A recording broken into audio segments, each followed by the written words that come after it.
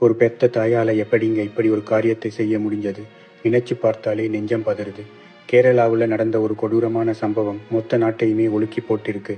1.5 வயசையான ஒரு சின்னஞ்சிறு குழந்தை, அந்த பிஞ்சு குழந்தையை பெற்ற தாயும் அவளோட காதலனும் சேர்ந்து அடிச்சே கொன்னுருக்காங்க. அந்த குழந்தையோட உடம்புல 91 இடங்கள்ல காயம் இருக்குன்னு போஸ்ட்மார்ட்டம் ரிப்போர்ட்ல சொல்லும்போது கேட்குற நமக்கே கண்ணுல ரத்தம் வருது.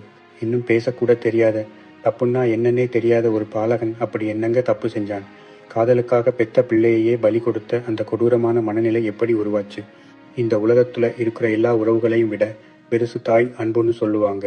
ஆனா இங்க அந்த அன்புக்கே ஒரு பெரிய கரை படிஞ்சிருக்கு. இந்த கொடுமைக்கு பின்னாடி இருக்கிற முழு பின்னணி என்ன? அந்த குழந்தைக்கு நடந்த அந்த கடைசி நேரத்துல என்னதான் நடந்துச்சு? குற்றவாளிகளுக்கு என்ன தண்டனை கிடைக்க போகுது? இதை பத்தி முழுசா தெரிஞ்சுக்க இந்த வீடியோவை கடைசி வரைக்கும் பாருங்க. கேரளாவில் இருக்கிற ஒரு அமைதியான கிராமத்தில் நடந்த இந்த கொடூர சம்பவம் இன்னைக்கு சோசியல் மீடியா முழுக்க மிகப்பெரிய அதிர்வலையை ஏற்படுத்தி இருக்கு. ஒரு 1.5 வயது குழந்தை, உலகத்தையே இப்பத்தான் பார்க்க ஆரம்பிச்ச ஒரு பிஞ்சு உயிர் கொடூரமான முறையில் அடித்து கொலை செய்யப்பட்டிருக்கு. இந்த கொலையை செஞ்சது வேற யாரும் இல்லை, அந்த குழந்தையை 10 மாசம் சுமந்து பெத்த தாயும் அவளோட கள்ளக்காதலனும் தான். இந்த விஷயம் வெளியே வந்த உடனே அக்கம் பக்கத்தில் இருக்கிறவங்க மட்டும் இல்லை, ஒட்டுமொத்த கேரளாவுமே அதிர்ச்சியில உறைஞ்சு போயிருக்கு. முதல்ல இந்த குழந்தைக்கு உடம்பு சரியில்லைன்னு சொல்லிதான் ஹாஸ்பிட்டலுக்கு கூட்டிட்டு வந்திருக்காங்க. ஆனா குழந்தையை பரிசோதனை செஞ்ச டாக்டர்களுக்கு ஏதோ தப்பா பட்டிருக்கு. ஏன்னா அந்த குழந்தையோட உடம்பு முழுக்க ஏகப்பட்ட காயங்கள் இருந்திருக்கு. டாக்டர்கள் எவ்வளவோ போராடியும் அந்த குழந்தையை காப்பாற்ற முடியல. அதுக்கப்புறம் போலீஸுக்கு தகவல் கொடுக்கப்பட்டு குழந்தையோட உடம்பை போஸ்ட்மார்ட்டம் பண்ணும்போதுதான் அந்த அதிர்ச்சியான உண்மை வெளியே வந்தது. அந்த சின்ன குழந்தையோட உடம்புல மொத்தம் 91 இடங்கள்ல காயங்கள் இருந்திருக்கு. ஒரு 1.5 வயசு குழந்தையோட உடம்புல 91 காயங்கள் அப்படின்னா அவங்க அந்த குழந்தையை எவ்வளவு கொடூரமா சித்திரவதை பண்ணியிருப்பாங்கன்னு நினைச்சு பாருங்க. கைகளால் அடித்தது மட்டும் இல்லாம ஏதோ ஒரு ஆயுதத்தாலையும் சுவத்துல முட்டியும் அந்த குழந்தையை கொடுமைப்படுத்தி இருக்காங்க. இதையெல்லாம் அந்த பெத்த தாய் பக்கத்துல இருந்து வேடிக்கை பார்த்திருக்கா. அவளும் சேர்ந்து அந்த குழந்தையை அடிச்சிருக்கான்னு தெரிய வரும்போது சட்டத்தின் மேல நமக்கு இருக்கிற கோபம் இன்னும் அதிகமாகுது.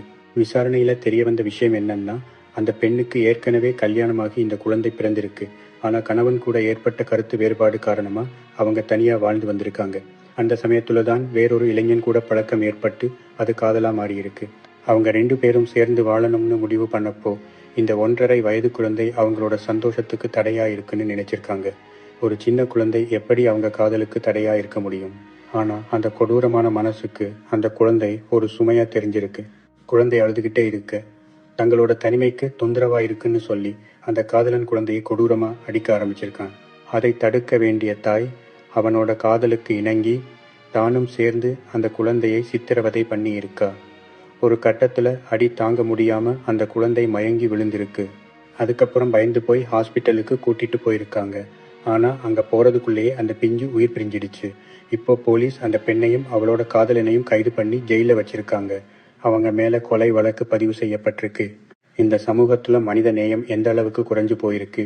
காமமும் காதலும் கண்ணை மறைக்கும் போது பெத்த பிள்ளை கூட எப்படி ஒரு எதிரியா தெரியுது அப்படிங்கிறதுக்கு இந்த சம்பவம் ஒரு சாட்சியா இருக்கு. இந்த குற்றவாளிகளுக்கு சட்டப்படி கடுமையான தண்டனை கிடைக்கணும். அப்போதான் இனிமே இப்படி ஒரு கொடுமை எந்த ஒரு குழந்தைக்கும் நடக்காது. இந்த மாதிரியான சம்பவங்கள் நம்ம சமூகத்துல மறுபடியும் நடக்காம இருக்க நாம என்ன செய்யணும்? உங்களோட கருத்துக்களை கமெண்ட்ல சொல்லுங்க.